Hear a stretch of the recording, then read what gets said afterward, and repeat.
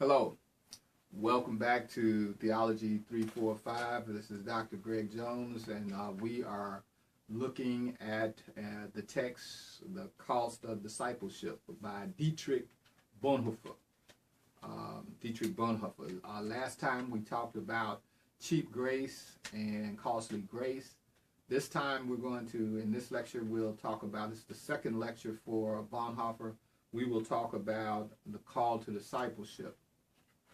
Bonhoeffer makes a very interesting presentation of what he sees as the call to the discipleship, and he utilizes both Mark 2:14 as well as Luke 9:57-62 in giving examples of how Jesus responds and how the disciples responds to Jesus' call. And let's look at the Mark text first in order to get a sense of what he's talking about with the call, and then we see three examples of how he responds to or how the disciples responds to the call he has. Now, the first thing we look at when we see Mark 2:14, and we'll be using biblical text a little.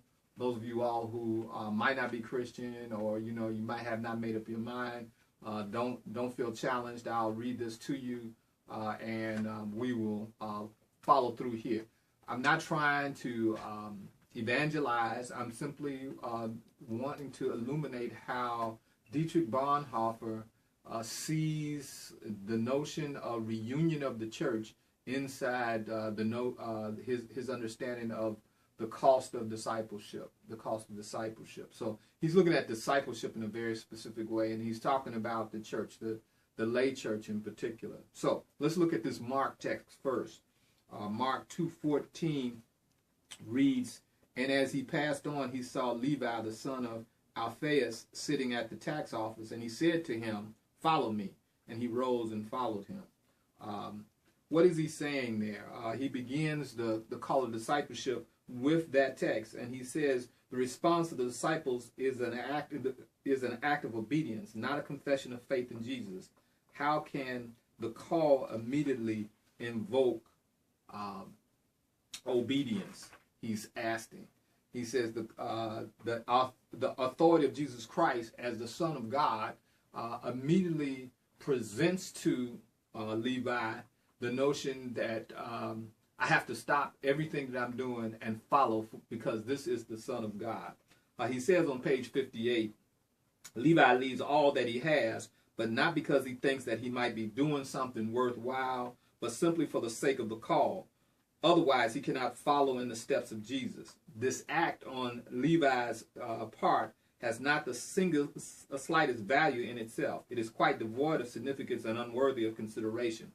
The disciple simply burns his boats and go ahead. He is called out and has to forsake his old life in order that he might exist in the strictest sense of the word. The old life is left behind and completely surrendered.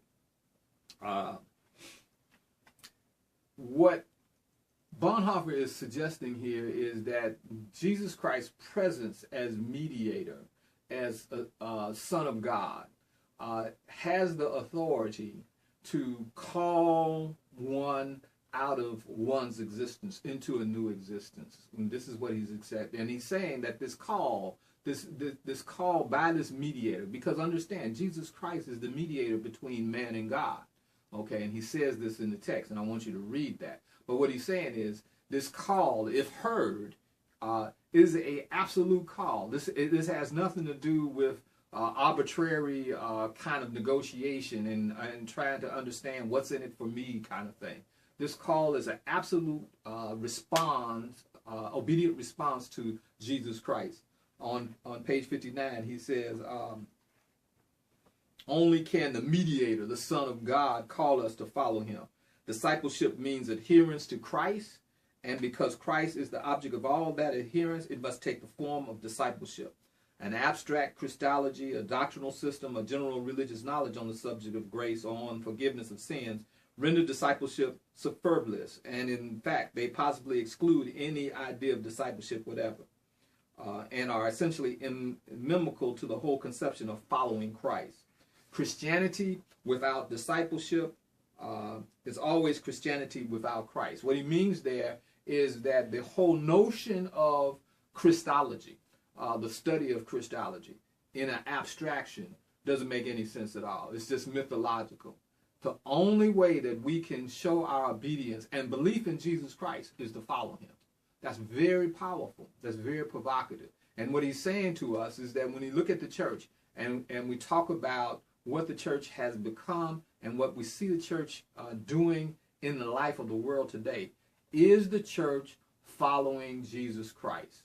Is it in absolute obedience? Or is there a breakdown in terms of the abstractness of understanding what it means to be a Christian and the following of Jesus Christ, literally?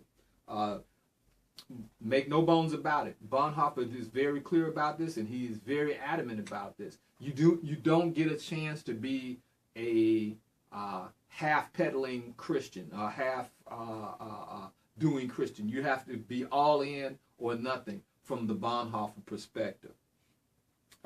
Following him is the only true relationship we can have with Jesus. And that's the only way that we can understand our belief, is what he's talking about here. Now let's look at the examples that he gives us, because on the next page, on page 60, in the call of discipleship, he gives us 3 examples. And I'm gonna go to them now, and I want to explain to you basically and very quickly about how these 3 examples play into the understanding of this call to discipleship. He also talks about the discipleship in the cross. He talks about grace in discipleship and helps form out this theology of discipleship that he's talking about. But clearly what Bonhoeffer is saying here is that when we hear the call from Jesus Christ, there is no second guessing, there's no half-stepping. You have to follow Christ. And following Christ means an end to your existence as you formerly understood it to be. Levi responds to that. Let's look at how these other examples he gives us about these disciples do in the following of Jesus Christ. On page 60, he talks about the 3 disciples. And I'm going to read the biblical text first so that you can get a sense of what he's talking about there. When he talks, it's Luke.